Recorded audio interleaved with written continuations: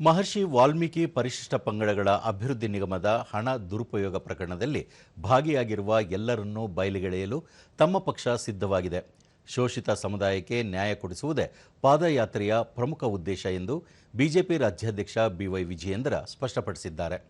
BJP ಕೇಂದ್ರ ಕಚೇರಿಯಲ್ಲಿ ಸುದ್ದಿಗಾರರೊಂದಿಗೆ ಅವರು, ವಾಲ್ಮೀಕಿ ನಿಗಮದ ಹಗರಣಕ್ಕೆ ಸಂಬಂಧಿಸಿದಂತೆ ಇಡಿ ಚಾರ್ಜ್ಶೀಟ್ನಲ್ಲಿ ನಾಗೇಂದ್ರ ಅವರ ಹೆಸರಿದೆ.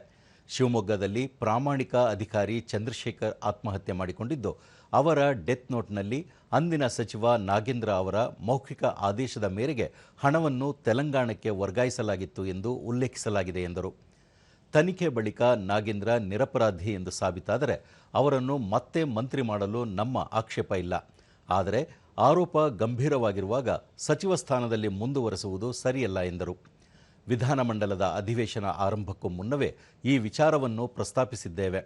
ಉತ್ತರ ಕರ್ನಾಟಕದ ಸಮಸ್ಯೆಗಳು, ಬರಗಾಲ, ನೀರಾವರಿ ಯೋಜನೆಗಳು ಹಾಗೂ ಕೆಪಿಎಸ್ಸಿ ಹಗರಣ ಸೇರಿದಂತೆ ಹಲವು ಪ್ರಮುಖ ವಿಷಯಗಳ ಕುರಿತು ಸದನದಲ್ಲಿ ಚರ್ಚೆಯಾಗಬೇಕಿತ್ತು.